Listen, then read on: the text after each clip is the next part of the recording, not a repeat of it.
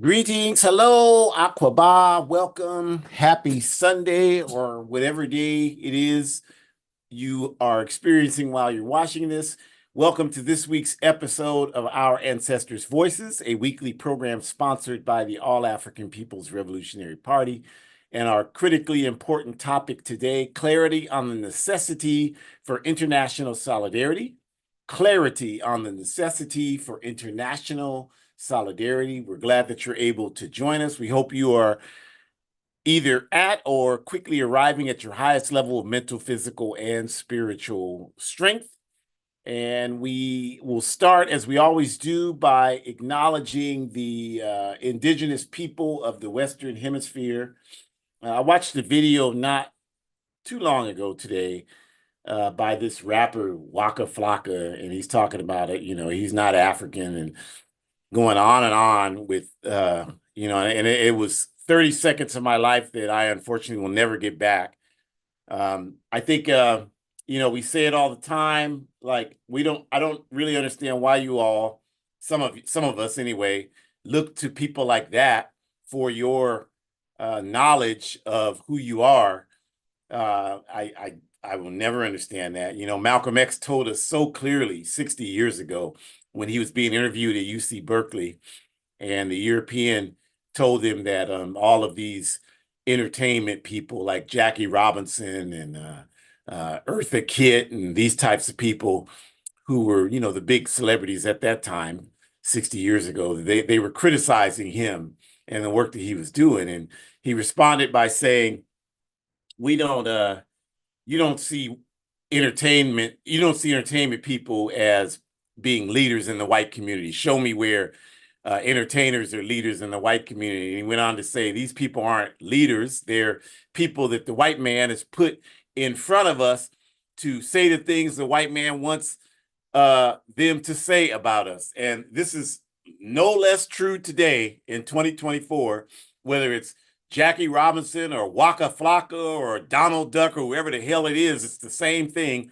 The indigenous people of the Western Hemisphere, and the reason why I started this is because that's what this clown was on there saying. My family is Indian people. Yeah, okay. Well, if you are, which you're not, but if you are, then you should be on the front line of fighting for indigenous people to get these lands back, the Americas that were stolen from them and belong to them. And you're not doing that, then what's the point? Like, I'm sure there's not an indigenous people person in the Western Hemisphere that gives a damn about you saying, "Oh, I'm Indian," and you're not doing anything to help advance the collective masses of indigenous people. So we stand with the real indigenous people, the people who were here first, the people whose land this was stolen from. That's who we stand with when we say we support their struggle for self-determination. And anybody that doesn't know who that is, you do your homework. Don't question us, because we know what we're talking about. So you do your homework and find out who that is, who the land was stolen from, and then you'll know who we are talking about when we say we stand with the indigenous people of the Western Hemisphere. And because we respect our own history of as African people, would never disrespect our African ancestors by claiming to be something else. The only African people that do that are people who are completely ignorant about Africa. I've never met a single person who was saying the things like that rapper was saying, who had the slightest knowledge about Africa, not even the slightest knowledge, couldn't even name you 2 or 3 cities in Africa. I'm talking about basic stuff. Didn't even know that, not to mention any of the history of what happened. No, nothing. Don't even know anything about the transatlantic slave trade, nothing about anything. So this is an insult to our ancestors who fought rigorously for us to be here. They are the only reason why we're here. I mean, if you think, like, for example, the United States government did something for us and that's why we're here, I mean, I feel sorry for you. I mean, the reason why we're here is because of the struggle that's been waged by our African ancestors on the African continent, in the Middle Passage, and here in the Western Hemisphere, all over the world where African people are today.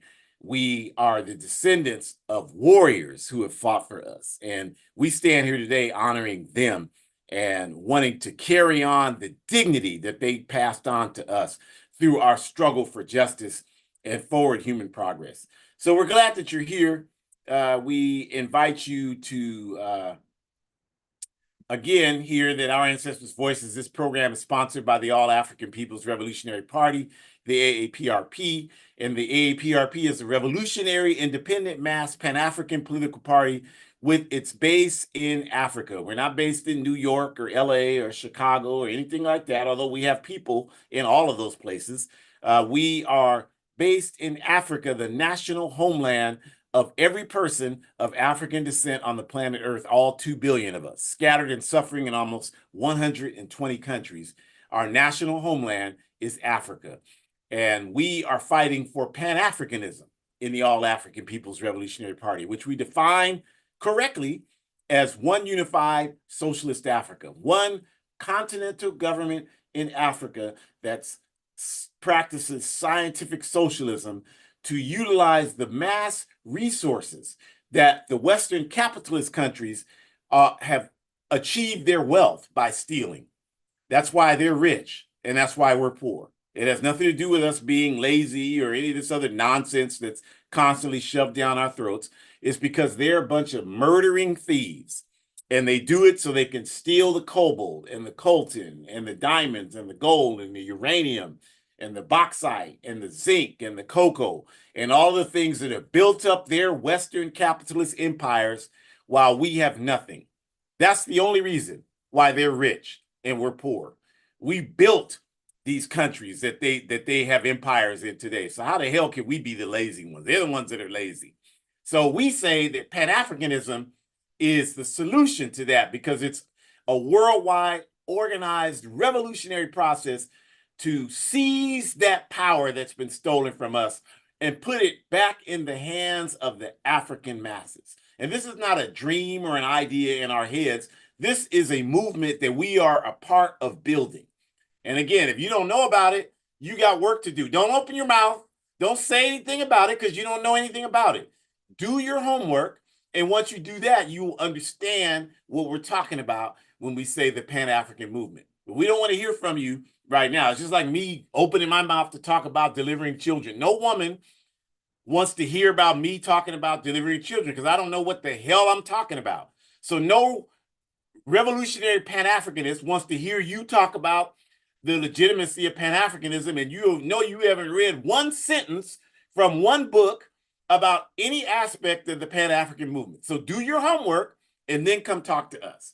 And our work to achieve Pan-Africanism is outlined in Kwame Nkrumah's Handbook of Revolutionary Warfare. You can start there by reading that one. And that's a book that we use as our strategy manifesto. And what Nkrumah lays out is the necessity to unite all of the revolutionary Pan-African formations on the ground in Africa into one worldwide fighting force. And that's the work that we do in the All African People's Revolutionary Party. And I myself have been fortunate enough to help with a lot of that work all throughout the African continent. And of course, here in this backwards cesspool empire country. So we will continue to build our Pan-African work. And Our Ancestors' Voices is hosted each week. It's one of the vehicles, one of the many vehicles we use in the APRP to help our people understand what we're talking about and the necessity for it and how we make it happen.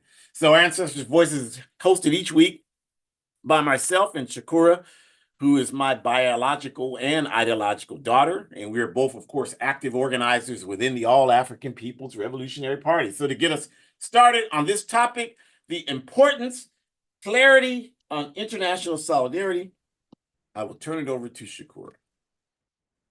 Thank you. I appreciate that. Good deal. Greetings, everyone. We hope you all are well.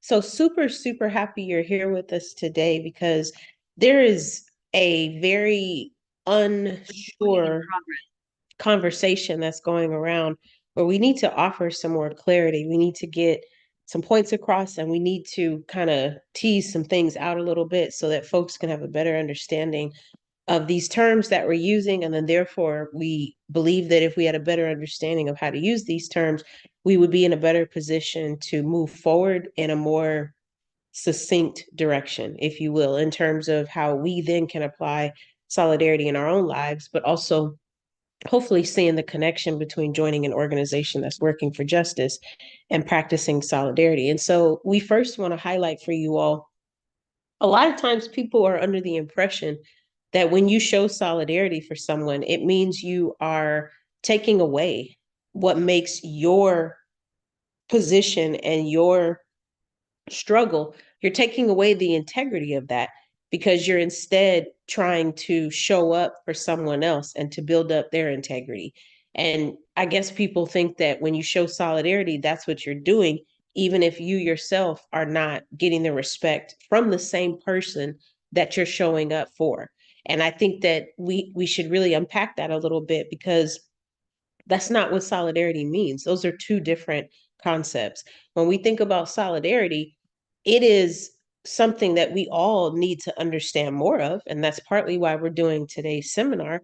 But I think it's another way to look at it is thinking about all the systems of oppression that are currently operating the system that we live in, right? So we're thinking about capitalism and how that is a system that does not value people, especially poor people.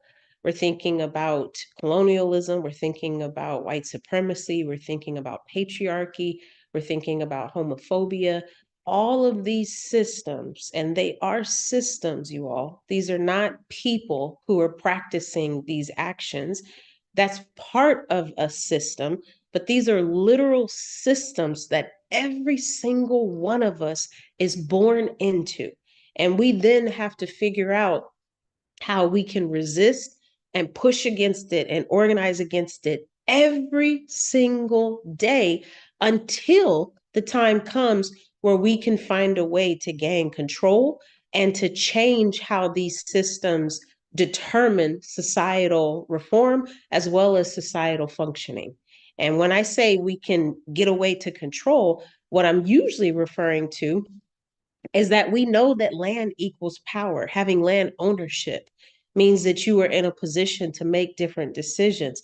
African descent people, African people are not in ownership of our lands. If we were, we wouldn't be disrespected the way we would be. There wouldn't be as many police brutality issues as there are. African femme people and African women would not be dying while they're trying to give birth to their babies if we were in control of our land. You know why? Because we would be in a better position to communicate with other institutions that have already figured out how to eradicate those kind of issues, like Cuba, for example, and we would be able to protect African people because African people would be needed, and everybody in the world would understand that African people are needed. You need from Africa, so why wouldn't you need them from Africa? You would treat people differently who descend from Africa because you're relying on them, you're depending on them. Without them, you can't create the Teslas and the laptops and the cell phones that you're currently relying on to profit off of and to sell for resources. Every single one of those resources comes from a country in Africa. You wouldn't be able to sell the cars, partly because you wouldn't be able to build the parts, but also because you wouldn't even have tires because rubber trees grow in Africa. So the point we are trying to make today, you all, is that when you have land ownership, you are in a better position to determine how the rest of the world treats you. And unfortunately, we see so many examples of colonized people who are not in control of their land. That's literally what colonization is defined as, right? And so, because of that, you don't just see this disrespect happening to African people, we see it happening, as Comrade Ajamu just said, to indigenous people of the Western Hemisphere. We see it happening to Palestinian people. We see it happening to Asian descent people and different specific parts of Asia, right? When it really breaks down. But just as a whole, we're seeing that taking place. And then I also want to acknowledge even poor European, poor white people. We see this happening with them. We also see a form of colonization happening even with our Irish descent folks, right? Because we know Britain has been colonizing them perhaps for the longest time throughout this time on Earth of over 1,000 years. So we're saying all of this to say when we express solidarity, of course, we're going to talk more about that tonight, but we're thinking about everything being redefined. And I want to stress that because a lot of the terms that we understand, a lot of the terms that we exist with in this world, how we have made meaning of them, how we've understood them, how we apply them in our everyday lives, you have got to understand, excuse me, that they are rooted and colonial white supremacy, patriarchal, heteronormative ways. You have got to understand that. You have got to understand that. And when I say that, I mean you have got to accept it and you have got to understand it. It is a very big pill that you must swallow. You must, you must, you must. Because if you really think about it, where did you learn where solidarity came from? Who taught that to you? It was literally informed by some European, probably a man somewhere, who just decided, oh, this is what this can mean. And now the rest of the world has now adopted it because we're not even taught to think for ourselves, for crying out loud, because everything we do is framed and positioned the way white supremacy can benefit and the way colonial imperial power and capitalistic power can benefit. So we don't even have the ability to literally create our own words. We don't have the ability to create our own languages. We had that and it was taken from us. And some of us are so ignorant, we don't understand that that's what happened with colonization. My dad just mentioned Waka Flocka. That's a great example of that, right? So if we understand that solidarity was probably not defined in a humanistic way to begin with, then we have an opportunity to kind of redefine that.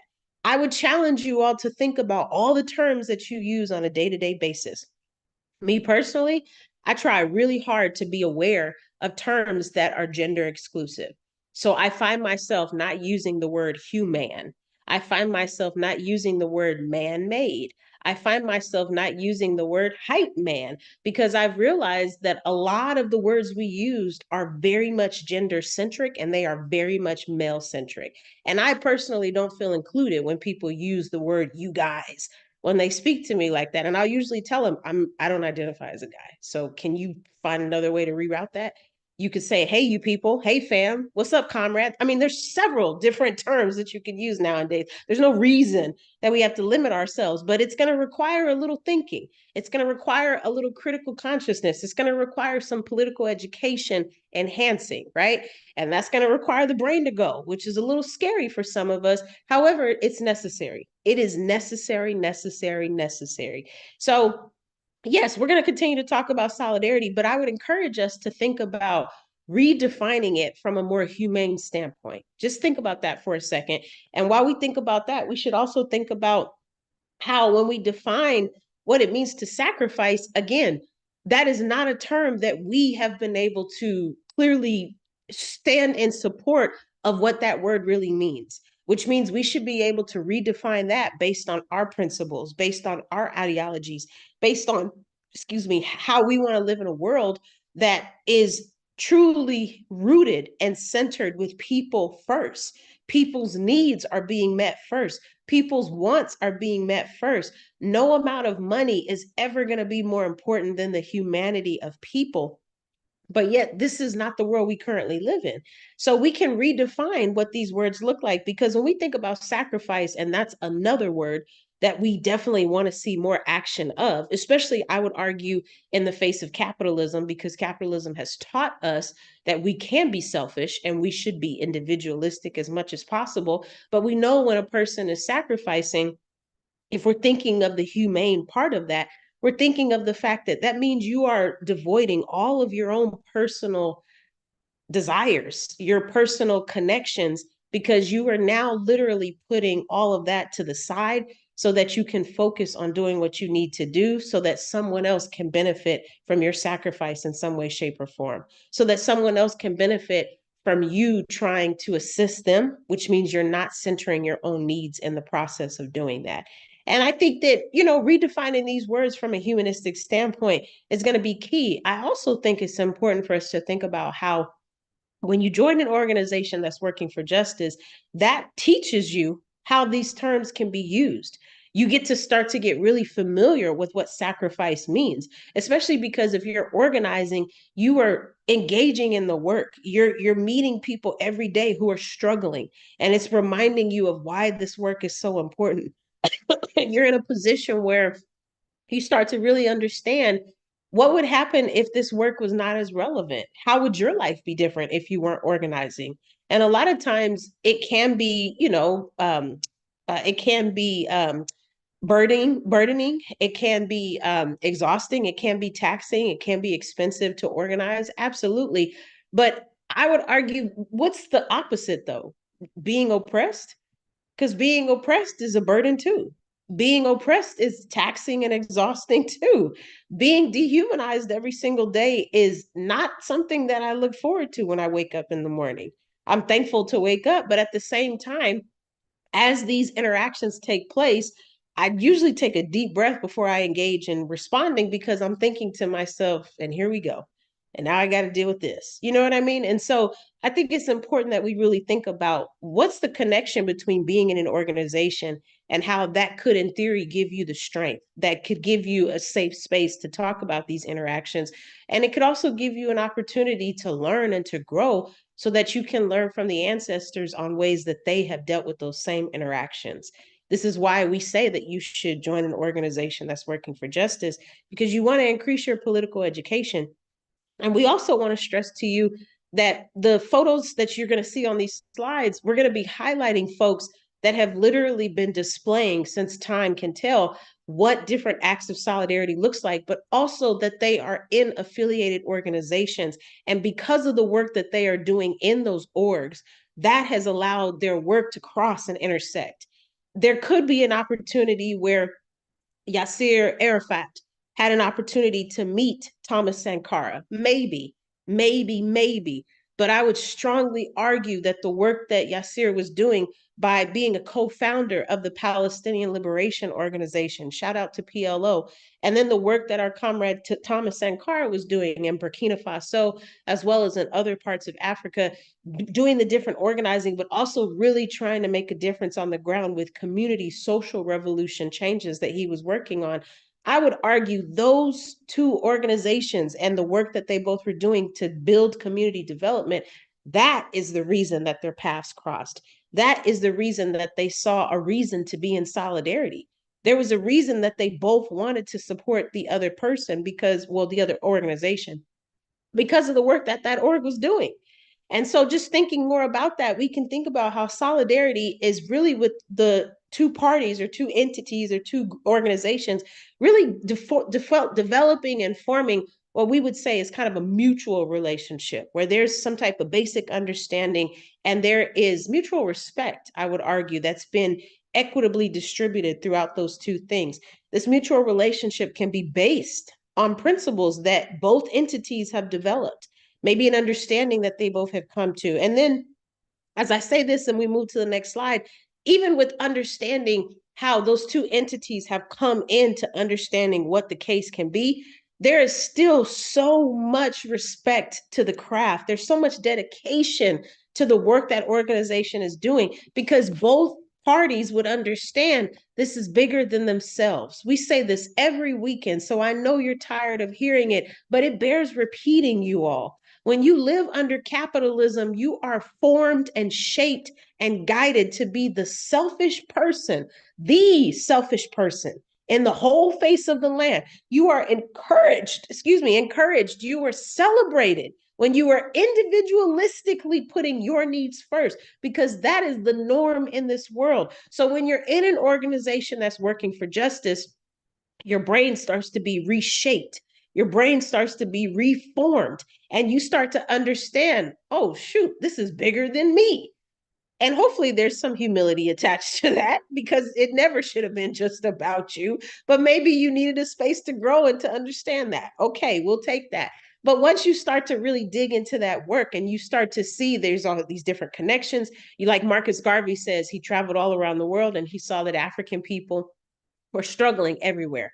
In Jamaica, in the US, in parts of Africa, they were struggling. He saw that and he said to himself, this cannot be a coincidence. Something has got to be done so that this can be fixed. And so when we think more about that, we should be able to really understand that this mutual understanding that these two entities have come up with, what real solidarity looks like, means that they're in a better position to stand by their word because they understand that it's bigger than them, which means they don't want to let the people down. That means they have real integrity, you all. That means they understand that everything they do, even if they get shot down tomorrow, their work will not be in vain because the people will rise again. What did Huey P. Newton say? You can't take the struggle out of the people because the struggle is always there. I know I'm not paraphrasing that right, and I'm sure Comrade Ajama will help correct me. But my point is, even if the FBI tried to kill 30 Africans today who were in organizations working for justice, it would not matter because the work that we're doing is advancing the people's struggle every single day. Right now, in this moment, it's advancing our struggle, whether you know it or not. I trust you to do your own research, but it's advancing the struggle. So that means if we're creating a solidarity framework, that means we're not going to go back on our word because it's bigger than us. We're not going to go back on our word because we can't let the people down. We're not going to go back on our word because that would make us a traitor to the people. And we have more than enough infiltrators who are slimy, sleazy people trying to front and pretend like they're down. And we have found ways to find them, remove them, and take them out of our struggle because they are no good to us. So we understand that with this work, you have to have integrity. With this work, you have to have a drive to understand this is bigger than you. The people are counting on me. And then the humility, right? The humility for you to understand, wow, I was chosen to do this work. And I'm so glad that I stepped into this space to do this because your purpose and your path could be something very different. But for you to be chosen to do this work to advance the struggle of people, to change the world for every single person, not just African people, but the work you're doing is impacting so many people. We just saw the slide of Palestinian people working with Burkina Faso people. So we know that there's different connections. So as I wrap this slide up, we need to understand, you all, that when we think about the timeline, okay, when we're thinking about how solidarity has really formed itself and come to be, we have got to understand, even if we see the picture and we think of our comrade Kwame Ture, who was with this organization, the All African People's Revolutionary Party, but he also was with the Democratic Party of Guinea, and he was a connecting member, excuse me, not a member, but he was a connecting affiliate because, again, this practice of solidarity with our comrade Russell Means and our also comrade Dennis Banks with the American Indian movement, right? So again, we're seeing these connections, the work that these folks have done and these organizations and how these two organizations have continued to show up for each other and have each other's back. Literally, where they're creating spaces in their programs for these other organizations to come and speak, right? So solidarity can be used as a weapon because that's one of the main ways that capitalism can be taken down. That's one of the main ways that we weaken capitalism, when we can literally unify our forces together, when we can connect ourselves with other entities. Like I said, it doesn't just have to be African organizations, because African organizations united is not going to fix the problem. We have dehumanization and colonization all over the world outside of it impacting Africa, which means we should be connecting with every single person who has ever been impacted by any type of oppression. And that way we can really use it as a weapon because we can find a way for all oppressed people to understand that for us to address our oppression, that means that we have to unite together and figure out a way through those organizations that we are talking about. We can figure out a way to truly, truly weaken the system. We see that already taking place. This is not a foreign concept, you all. We see that happening with the folks of Haiti. Do you think that the French has been able to be as successful? No, because Haiti has been resisting. They have been fighting. They have been doing everything they can to terminate the French colonization regime. And it has made it very difficult for France to function and do all the things that it was trying to do. We think about the comrades in Guinea-Bissau. And I always think about how the Portuguese thought that they had everything under control. And then folks started fighting back. And we had armies that were led by Theodore Gomes and all these different folks who were pushing back and making it so difficult for the Portuguese to do what they can do. We even think about our Palestinian comrades and how they have been fighting for years. But just recently, now we're starting to figure out the criminalization of Hamas, but we have to ask ourselves, but Palestine didn't just become under attack last year in October. It's been that way for at least a decade, and if not longer, I would argue. So we can think about that. We can think about when Palestine was erased and taken off the map. And I also think we should think about how these folks have been pushing back. They've been fighting back. And because of that, these things may not be talked about, but that doesn't mean that they're not happening. This is why we have to increase our political education. So with that, We get to determine what our outcome is going to be in the future, but we have to decide what kind of choices we're going to make. And it starts with finding information that is ethical and credible and integral, and joining an organization that's working for justice. Ashe, obrigada. And I think just to continue on, we want to get deeper into this question of solidarity, right? Myths, truths, and lies about international solidarity. And where we like to start with that, you all, is just by saying that, first off, we cannot and we will not, we refuse to let individuals, people that are not involved in our organized struggle for justice, define our position in relationship to these concepts. So people that are sitting behind computer screens or celebrities or people like that are not going to define how we look at solidarity. Because in our view, these people are not qualified to make that type of assessment. So you can look at people who are on YouTube or whatever, people like Umar Johnson, or whoever you want to look at, who has no organization, right?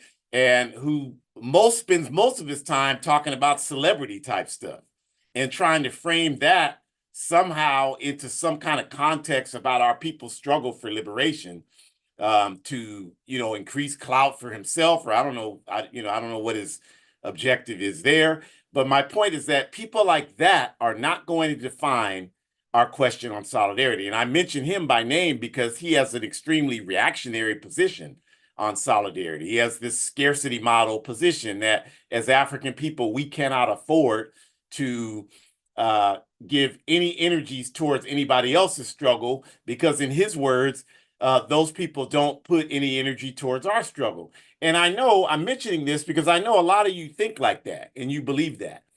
But again, the reason why you think like that and believe that is because you're not involved in our struggle for justice other than watching videos. You're not even reading about our struggle for justice. You're not even doing that bare minimum requirement. You're just looking at videos of people telling you what they want you to think, and you are not engaged in the struggle yourself, so you don't have the tools to be able to dissect what these people are telling you. And so what we're saying is that they don't get to define this. Instead, what will define the question of solidarity for us is an understanding of science. And in any battle that you engage in, what is the correct scientific strategy for you to achieve victory? And obviously, we all know the old saying, 2 heads are better than 1, 4 heads are better than 2. The more people we have fighting an enemy, nobody can disagree. That's obviously the most effective and the best strategy to achieve victory. So when we're talking about solidarity, that's where it starts, is that all we're saying is that there are other people who are not African who are fighting against the same enemies that we're fighting against. And so it just makes sense for us to, at least at a bare minimum, be aware and accepting of that so that we don't allow our enemies to use us against each other, because that's one of their main strategies. And many of you are more than happy to allow them to use you that way. And so that's what we don't want to do. We don't want to deflect our energies from fighting our enemies to fighting each other when we really don't have any reason to fight each other. Because I don't see any indigenous people of the Western Hemisphere that are exploiting a single African resource. I don't see any of them exploiting any masses of African people. No Palestinians are doing that. The diamond industry that's exploited by the state of Israel, the Palestinians are not the ones controlling the polishing of diamonds in the state of Israel that are stolen from Africa. They're not the ones doing that. That's a process the Zionists put in place to finance their exploitation and theft of the Palestinian land. So we understand that. So none of them are responsible for what's happening to us. There are nobody from the Philippines who are a part of the organized movement to shoot our people down in the streets in Europe, in the Americas, in Brazil, in the United States, in Canada. No people from the Philippine International Struggle for Justice are engaged in organizing that oppression against us. So that's what we mean when we say we have to look at who our enemies are and what's our best strategy to defeat them. And so that's what we mean when we say solidarity. And again, the only people that don't understand that or try to speak against that are people who are not doing that work to increase our capacity to win. And to be honest, we have to be totally transparent about what we're for. That's why we tell you point blank, we are revolutionary Pan-Africanists for revolutionary Pan-Africanism, which is a revolution to seize power in Africa, the international base for African people everywhere, run these capitalists and these imperialists out of there, and have a revolutionary change. That's what we're fighting for. We were very honest with you about that. We're not trying to sugarcoat it or make it sound more palatable to you. We don't give a damn if you can't handle it or not. You need to grow up if you can't handle it. Become an adult and look at what's happening in the adult world and study it and understand it critically and stop just reacting to stimuli. So we tell you the truth about that. But some of these people that some of us are listening to, they're not fighting for the same thing that we're fighting for. They're just fighting for their individual place within the international capitalist imperialist system, their piece of the pie, so to speak. So they can talk about all kinds of things because they're not in organizations, so they're not accountable to anything. And they can confuse so many of us because we're not in organizations and we're not accountable for anything, and we don't have any way to evaluate what they're saying to us. So that's why there's so much confusion. But that's what we're talking about when we say solidarity. We're talking about looking at the best strategy for us to win. And that clearly means uniting with people who are fighting the same enemies that we're fighting. So when we do that, what does that mean? Because a lot of people say, well, when we do that, if we do that, any focus we provide to these other struggles takes attention off of our struggle. And so for those of us who are actually doing this work, our response to that is we ask you where. Show us where that's happening. Show us where in the All African People's Revolutionary Party, we have had solidarity with the indigenous struggle for decades, solidarity with the Palestinian struggle for decades. Show us where that's taken any of our attention away from the struggle we're engaging in to unite Africa. You can't do it because it doesn't exist. Show us where that's happening. It's not happening. So that's not, to us, that's not a thing. That's something just in people's heads that they're putting out there to advance their individual position because it doesn't line up with their objective, which is, again, to create clout for themselves and resources for themselves. It doesn't help them do that. But in no way does it take any attention off of our struggle for African liberation. And that perspective that it does is a perspective devoid of any class analysis. And what we mean by class analysis is, and again, we can't, we've done plenty of workshops on class, so you should check them out. If you don't know, and I know most people hearing that don't know, because we don't study you all. So we're not going to take time to define all that for you today. But what we will say is that when we say it's devoid of class analysis, what we're meaning is that a lot of these things that people are saying are based on an analysis that's not grounded in history, and it's not grounded in representing the interests of the people's class. And by people's class, we mean people who are on the side of the masses of people in humanity, in the interests of the masses of people of humanity. A lot of these people are not, they don't care about the masses. They just want to advance themselves. So that's what we mean when we say devoid of class analysis. And when people say things like, well, Africans, we always give and we never receive support, that's just a completely ignorant and untrue statement. We have received tons of support. And again, we've done workshops on that. If you don't know what that is, you got homework to do. It's not our responsibility to validate your ignorance. If you don't know, you got work to do. We can certainly tell you if you want to come and find out more, you attend an orientation for the All African People's Revolutionary Party and you join and you seriously, and got to say that, seriously participate in one of our work study circle processes, you will learn these things I'm talking about, guaranteed. If you seriously participate, not half-assed participate, because that's what a lot of us do. Just being totally honest about it. If you do that, you understand it. And this scarcity model should always be challenged as it relates to any question of solidarity. There are more than enough resources among oppressed people. This analysis that we don't have enough, and so we have to only focus on ourselves, is not, that's, I mean, just to give you an example of how silly that sounds. If you were taken hostage in a house by two people, and there are 10 of you taken hostage, you've all seen that, this type of thing is displayed in movies all the time. You've seen it. So you're in the house, and there's people that, you're saying we need to stick together and figure out how to get out of this situation. And there's always some people saying, no, I'm just going to do it on my own.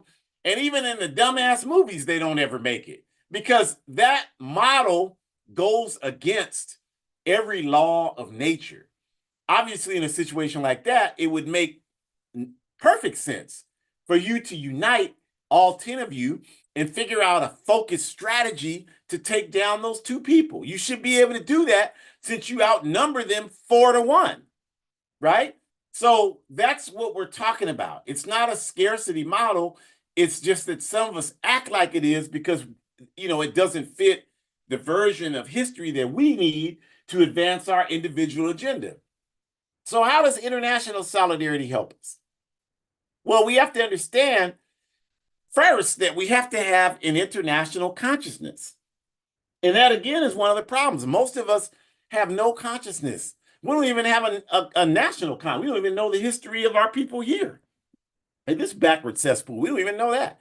But we certainly don't have an international consciousness. Anytime, like, someone's talking like that dumbass rapper, Waka Flocka, like I mentioned, anybody talking like he was talking, that's somebody that doesn't know a damn thing about what's happening in the world. I mean, that's obvious to me in 5 seconds. Like, this clown doesn't know anything about what's happening in the world.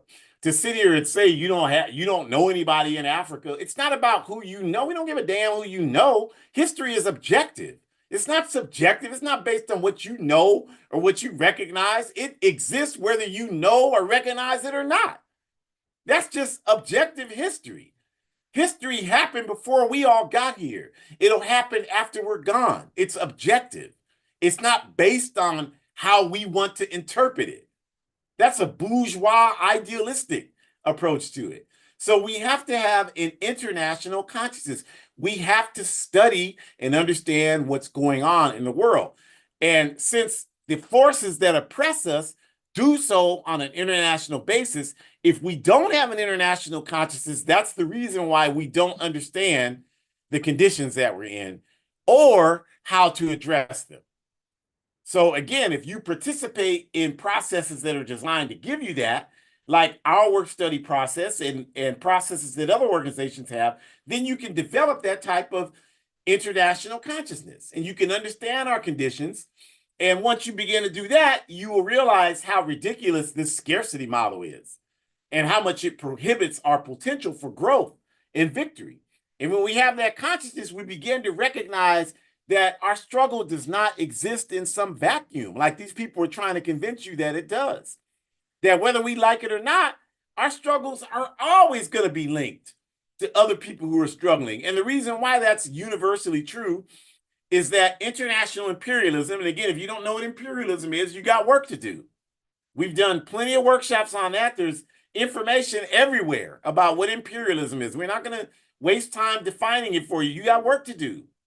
I mean, for me, when I hear something I don't understand it, I go to work to figure out what it is. That's just me. That's just how I want to walk through this life. I don't celebrate ignorance, and I don't want to be around people that do.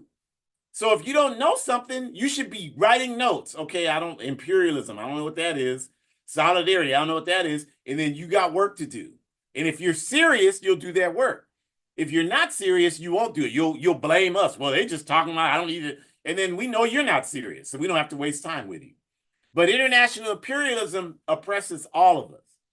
And a great example, obviously, is Zionist Israel's exploitation of African resources.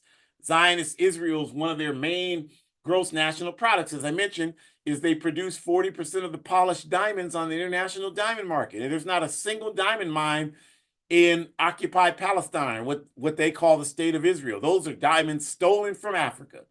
So that's a primary example. So if we want to liberate African people, and we're smart enough to realize that liberating Africa is central to that process, and we know that the Zionist state of Israel is one of the forces helping keep Africa and African people down because their entire economy is based on exploiting African resources. We would have to be the biggest damn fools in history if we didn't see the necessity of supporting the Palestinian struggle to defeat the state of Israel. That's just objective.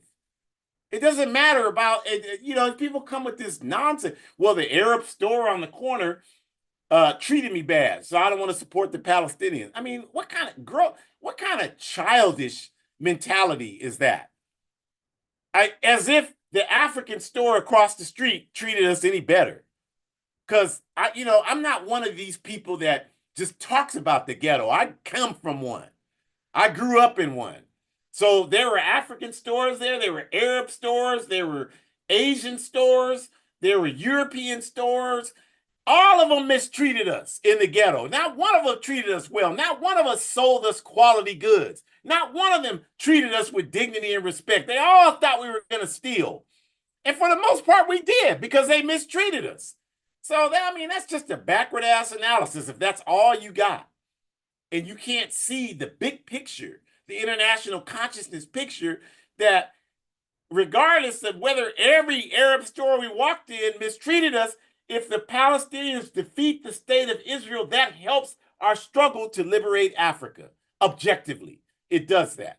Another example is white supremacy pitting indigenous and African people against one another. And many of us fall right in line with that backwardness.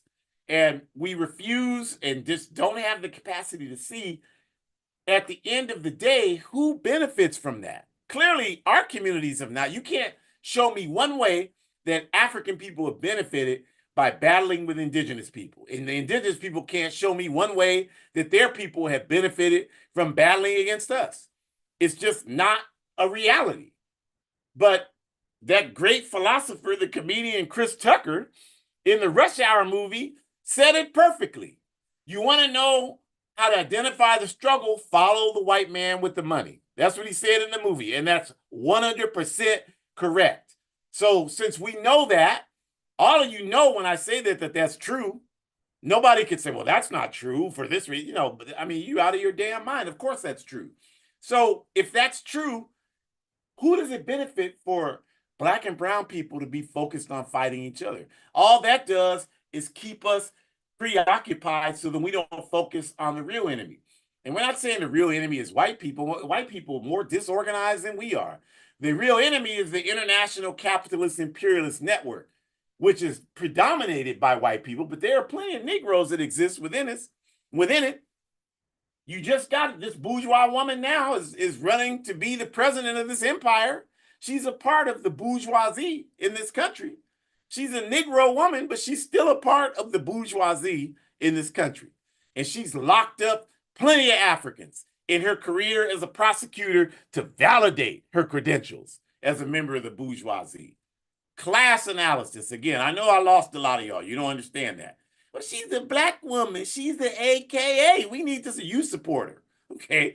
You support her. You do that. That's you. Because you want to identify with the bourgeoisie system. We're trying to tear it down because it does nothing to benefit the masses of our people. So we're just on different sides of the fence, if that's what you think. And that's fine. We'll settle that at some point on the battlefield. But imperialism is intelligence apparatus. They work tirelessly to turn our musics inward and against one another. And most of the time, we have no knowledge and understanding of that and no ability to critically look at it and figure out. They're so happy when they see us speaking that ignorance, that anti-solidarity ignorance. And again, just on the screen, there's just one example of the solidarity, right? In 1835, the St. Augustine uprising, where indigenous Seminoles, indigenous people, Africans, when they escaped the slave plantation, that was one of the few places we could go. Places like the Seminole Nation, and they accept us in it. So a lot of these confused Negroes were weird Indians. Well, that's the reason why, clown, because when we escaped the slave indigenous areas and we formed solidarity with them, and of course we interacted with them, made it with them, of course that's going to happen. And so that's why you're part indigenous, idiot. It's not because you've always been here for thousands. Are just so set up in this backward position. And we've got, and here my internet is, whenever we start talking about something that needs to be talking about, the internet gets unstable. That sure is interesting. Okay, so this is what happened though in 1835 against the European plantation owners in Florida. Is we united and we had several successful battles against the Europeans. We need to do more of that. We should have never participated as Buffalo Soldiers, clearing out the indigenous people. We should have united with the indigenous people and ran these Europeans back to Europe. That's what we should have done. And so, picture on the screen, Ernesto Che Guevara in the jungles of the Congo in 1965, engaging to support the forces of the National Congolese movement who were fighting to overthrow Mobutu, backed by the Central Intelligence Agency, their effort to sabotage the Congo. It's still sabotaged to this day because the Congo has so many resources that they need and want. At that time, it was uranium to build atomic weapons because you had the Cold War, the nuclear weapons. That's how it's always been something with the Congo because they have so much. The cobalt is what's used to, you can't charge your phones or your computers without cobalt. So this is why the Congo's been a center of action. And in 65, like I mentioned, the Cubans sent forces there to fight after they assassinated Patrice Lumumba, who was trying to unite the Congo and contribute towards Pan-Africanism. In doing so, Mobutu was a puppet of the CIA, and Che Guevara went to the Congo. And I just finished reading a book that talked about how the white mercenaries came from what was then apartheid South Africa, led by the notorious white supremacist Mike Hoare. And they were hired by Mobutu, but a tool for imperialism. He hired them and paid these white mercenaries to fight the Lumumba's forces in the Congo from racist South Africa. And this book talked about how mercenaries faced in the Congo were the people trained by Che Guevara. So this is why we love Che Guevara, because he exhibited the most magnificent example of solidarity by going clear across the world to Africa, putting his life on the line, fighting. He got nothing out of it. He didn't get any international prestige because most of you never heard of him doing this before we told you about it. So he didn't get any prestige from it. So you use that because your enemies will tell you, well, he was racist against that. And how the hell can he be racist against African people when he went to Africa and fought for our people? Most of you goddamn people won't even lift a fingernail, a toenail, a hangnail for our people. So we're sick of have our interests at heart and arguing with us. Stop arguing. You don't know what the hell you're talking about. Do your necessary work and then come talk to us and we'll talk to you a lot nicer. But we're sick of going through that. Get qualified and then we'll talk. We love to talk. But until then, you're wasting our time. So the takeaways are it's very hard to find anyone active in organizing work who is against international solidarity. It's always when you find someone saying, yeah, we can't unite with those people, the next question out of your mouth should be, what organization are you in? Of course, if you're not in an organization, you can't really ask that question, can you?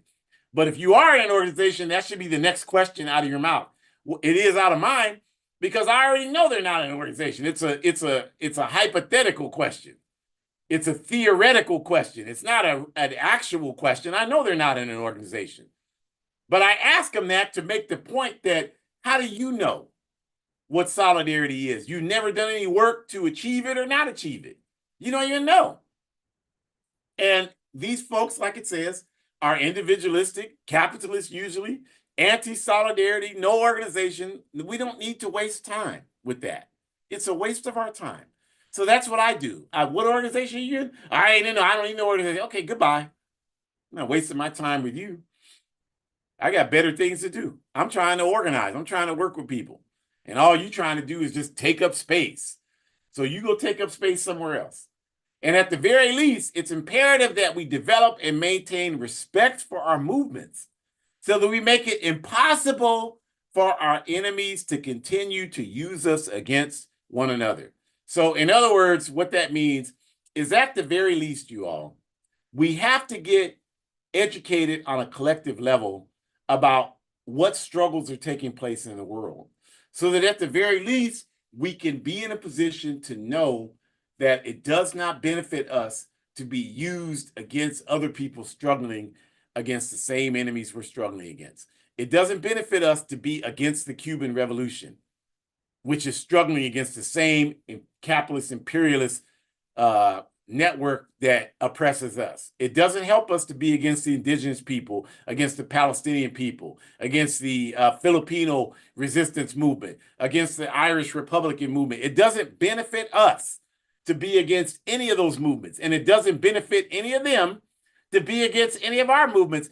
And they're not against any of our movements. And the reason why I know that is because I'm doing the work. I interact with those communities all the time, you all, because we're all doing the work.